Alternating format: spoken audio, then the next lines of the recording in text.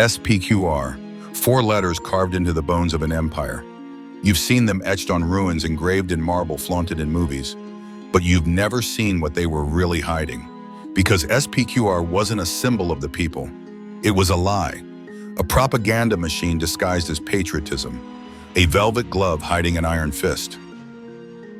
Rome told the world it was a republic, but behind the Senate's marble walls, a darker truth ruled. Power wasn't shared, it was staged.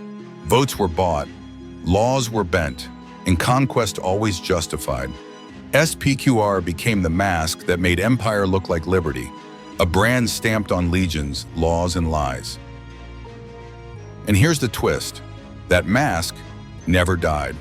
It traveled, it evolved, and today it stares back at us from buildings, from doctrines, from Washington itself. Welcome to Shadows of Ancient History, and today we tear open the myth and reveal how 4 ancient letters built a system, one that shaped the entire history of the Roman Empire and never truly ended. Long before Washington, D.C. became the epicenter of American power, another city stood as the cradle of Republican ambition, Rome. When the Founding Fathers debated the structure of their fledgling nation, they weren't reaching into the unknown. They were rifling through old scrolls, worn Latin phrases, and stories of senators in togas arguing beneath marble colonnades. The Roman Republic, though long dead, was alive in their imagination. At the heart of this influence was the idea of res publica, the public thing. It was a concept wrapped not just in governance, but in philosophy, a belief that laws, not kings, should govern men. Rome's republic was messy, violent, and deeply flawed, but it had structure, and it had precedent. The founders were obsessed with precedent. James Madison studied Polybius's model of mixed government. John Adams wrote admiringly of Cicero. Thomas Jefferson kept copies of Latin texts. And lurking in nearly every debate on American law and liberty was the question, how did the Romans do it? Rome's Senate in particular offered a model of deliberative power. In the Republic's early years, the Senate wasn't just advisory, it was a crucible of authority. Those senators were unelected aristocrats. They wielded enormous influence over war, finance, and foreign alliances. Their decisions, filtered through layers of tradition and ritual, increasingly shaped the direction of Roman governance, even if technically only advisory in early Republican law. And here's where things get interesting. Unlike modern democratic institutions, the Senate's legitimacy didn't come from the people, it came from lineage, prestige, and perception. Yet it worked. For centuries, Rome functioned under this strange hybrid of oligarchy and representative governance, and the illusion of balance kept the system intact. Sound familiar? The USS. Senate, originally chosen by state legislatures, not voters, mirrored this Roman detachment from direct democracy. Power the founders believed needed buffers. Too much in the hands of the people could turn to case, but too much in the hands of king's tyranny. And so they turned to Rome. Even the architecture of Washington bears Rome's imprint.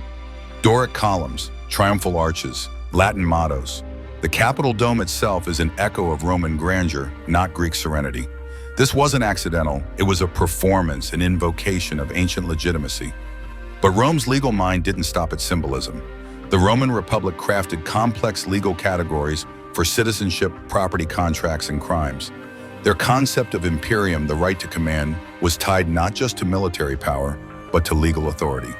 American presidents, like Roman consuls, would eventually inherit this duality, the sword and the scroll. One verifiable precedent was the Roman legal tradition of provocatio ad populum, the right of a citizen to appeal a magistrate's decision to the people. It sounds like a distant cousin of the modern right to appeal a legal safeguard against abuse. Yet it was also a symbol of trust in the system. Even in Rome's inequality, some strands of justice ran deep. But buried beneath this admiration lies a lesser-known truth. The Roman Republic wasn't born from enlightenment, it was born from blood. In 509 BC, Rome's final king, Tarquin the Proud, was overthrown in a coup sparked by the rape of a noblewoman named Lucretia. Her suicide and the public outrage that followed ignited a rebellion. The monarchy was abolished and the republic was declared. Lucretia's death tragic and symbolic, became the moral cornerstone of a republic forged in resistance to tyranny. A woman's body used as justification for a regime change. Historians still debate whether this story is historical fact or foundational myth, but its effect was undeniable. It gave Rome a narrative of righteous rebellion. Centuries later, the Founding Fathers would construct their own mythologies. Boston Tea, Lexington Shots, Patrick Henry's cry of liberty or death. America, like Rome, needed origin stories soaked in sacrifice. But here's the irony. The very SPQR that once symbolized Roman liberty would in time preside over empire corruption and collapse. The founders knew this too. They looked at Rome not as a utopia, but as a warning.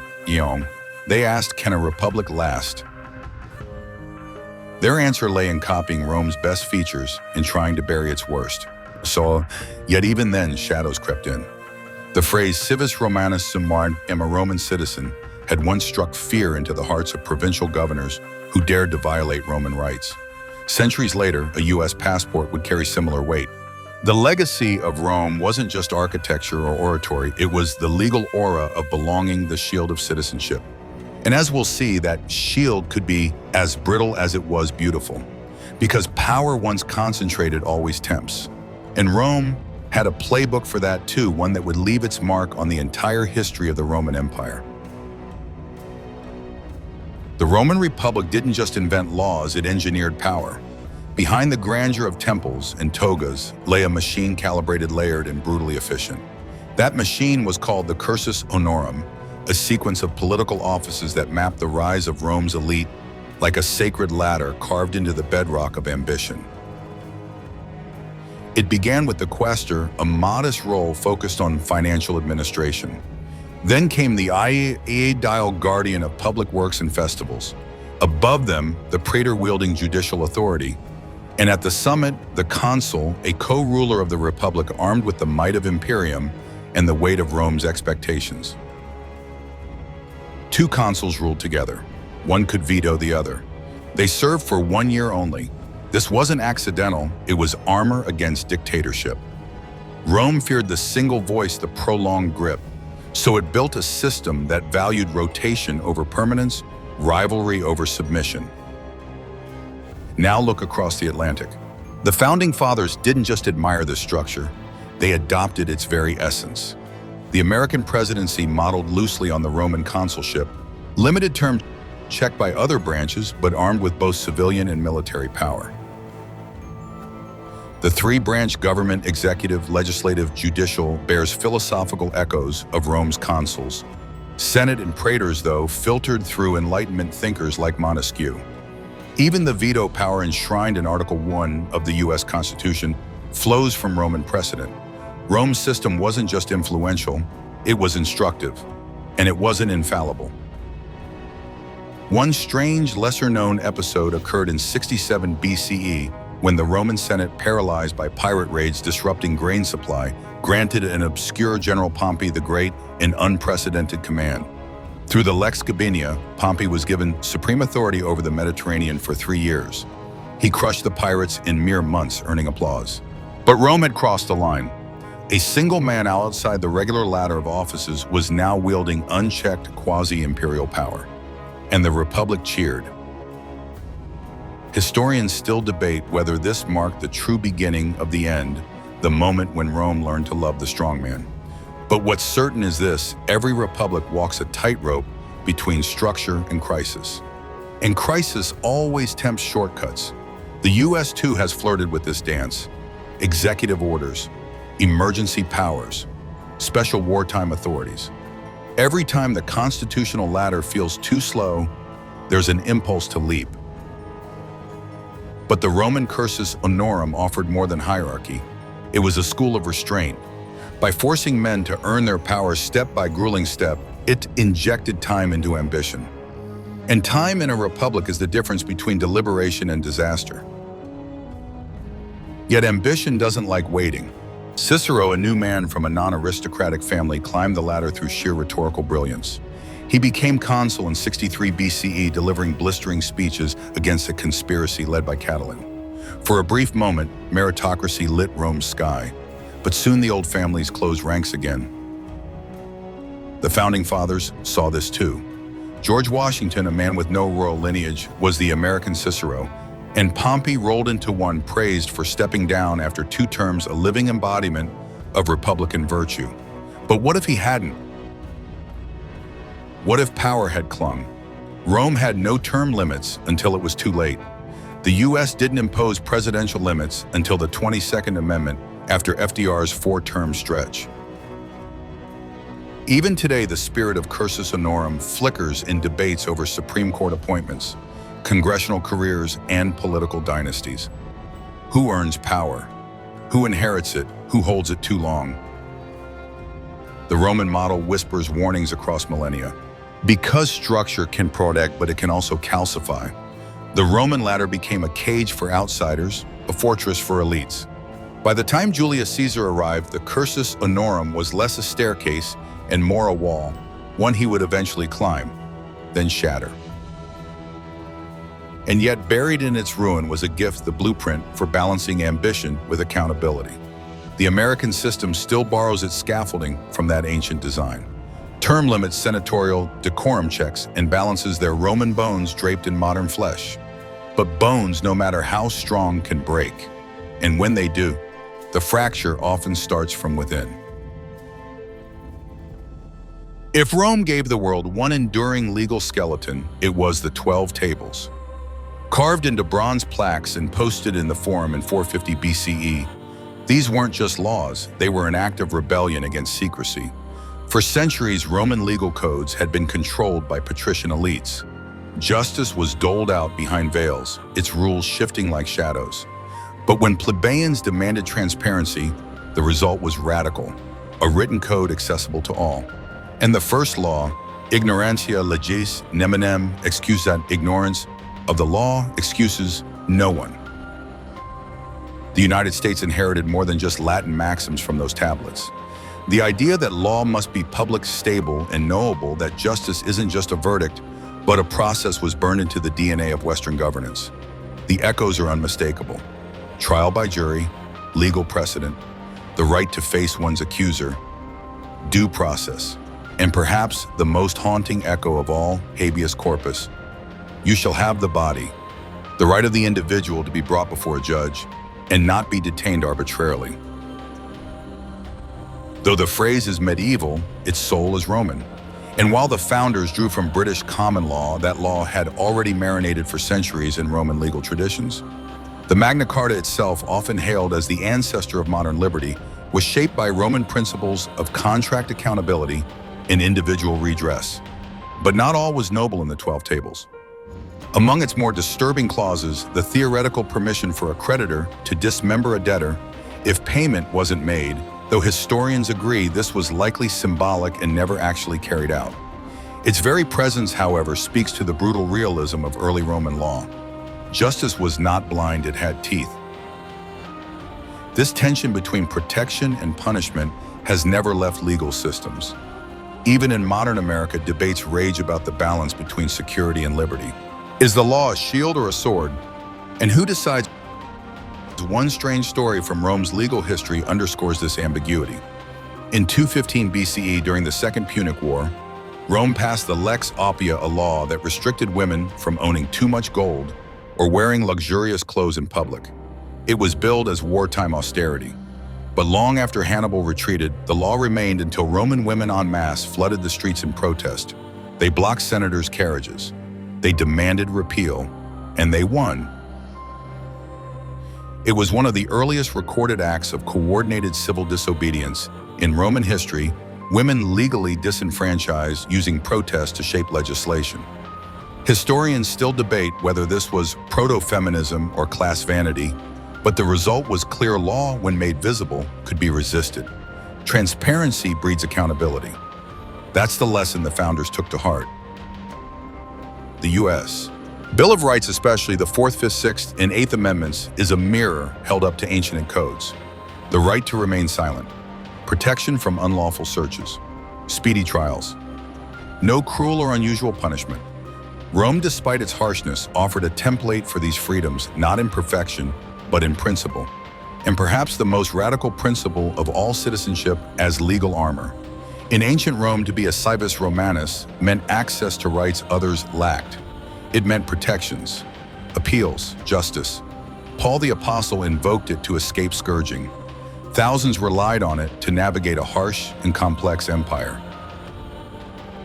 In the US, the 14th Amendment performs the same spell citizenship as shield. And yet, like Rome, the boundary of that shield has always been contested. Who is a citizen? What rights follow them? How quickly can those rights be suspended? Internment, surveillance, detainment. These aren't new shadows, they're ancient ones returning. But there is light too. Rome gave law its bones, but protest gave it breath. And breath, when shared by the many, becomes something powerful, the rule of the people over the rules of the powerful.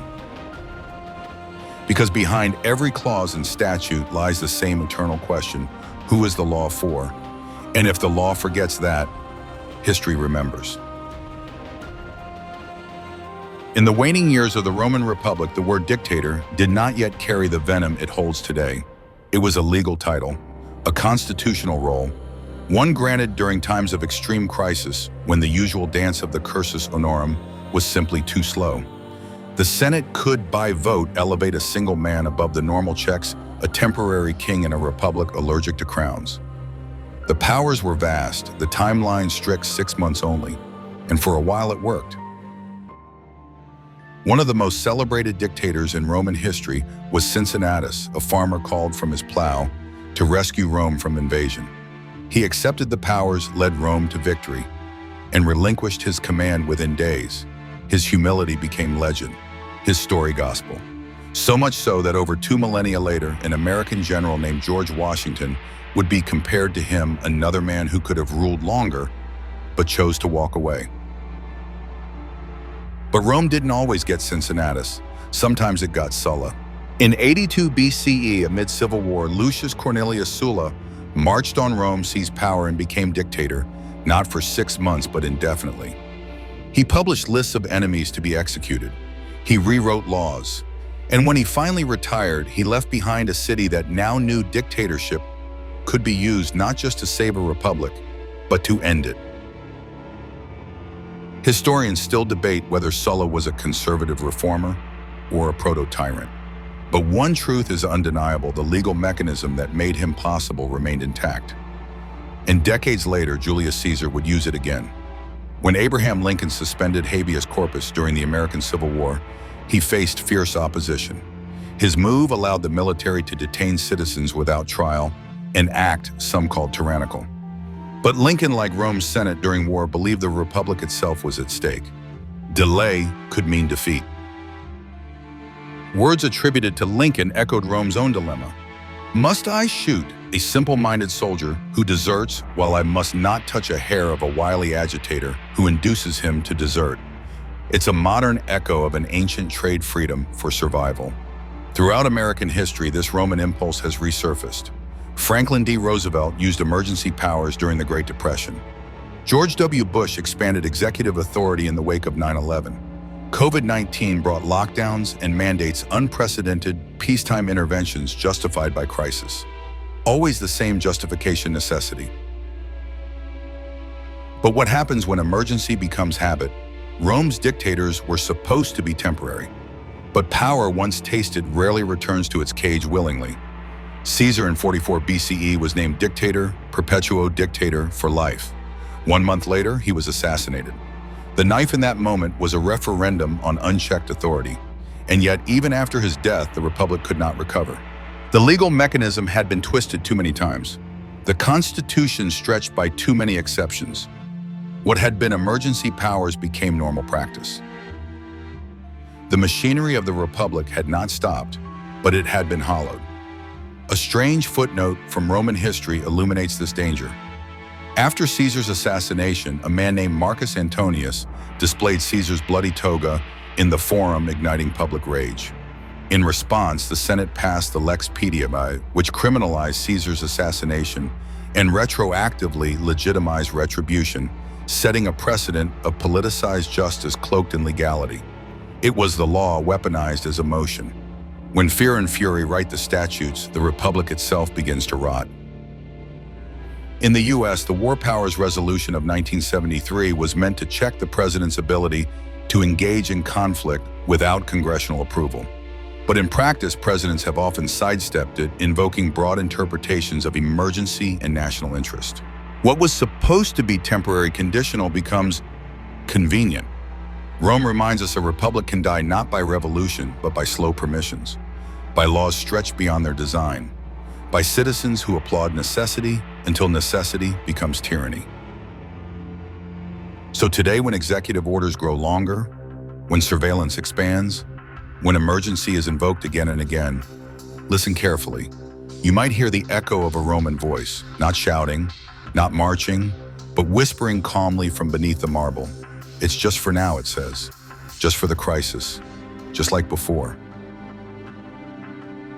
By the time the Roman Republic died, there was no funeral, no grand pronouncement, no solemn declaration from the Senate floor.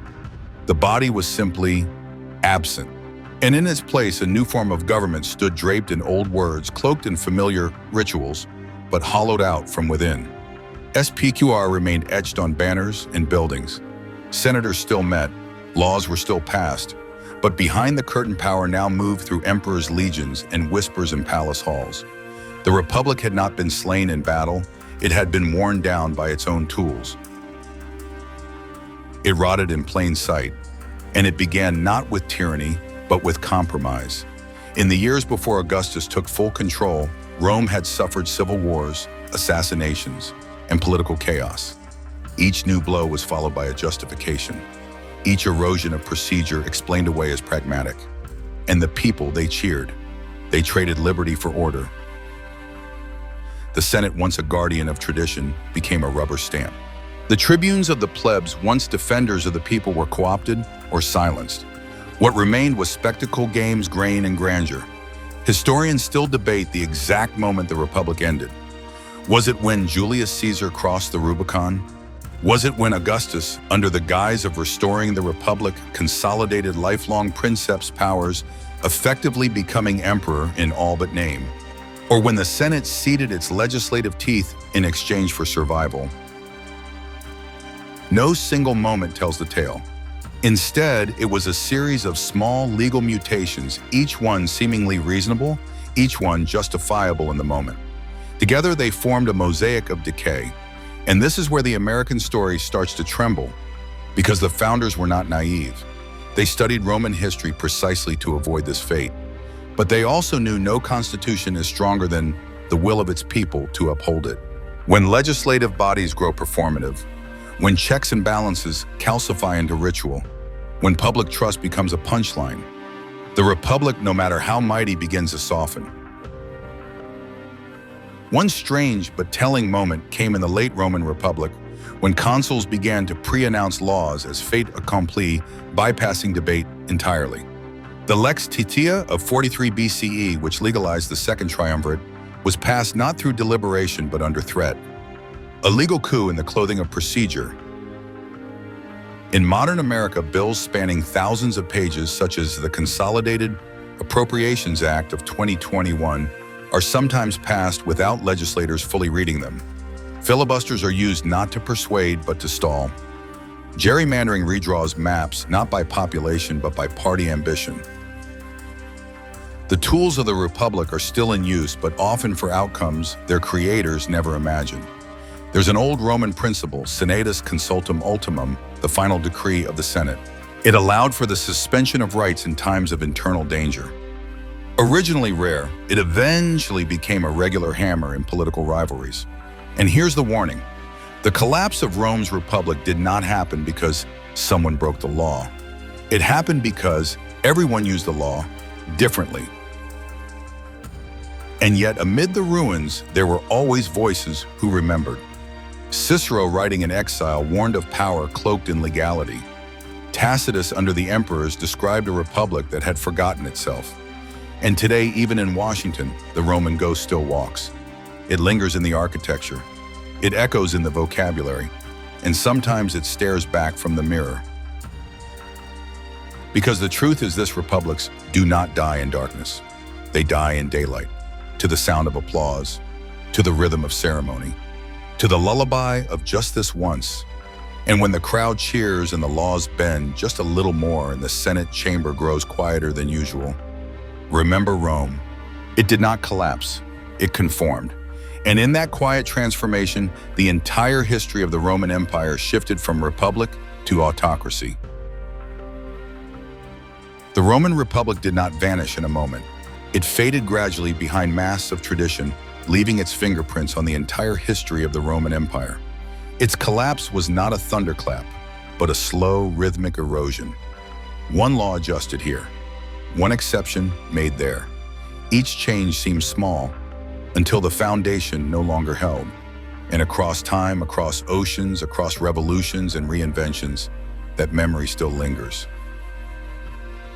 The United States, built in Rome's long shadow, inherited more than just marble columns and mottos in Latin.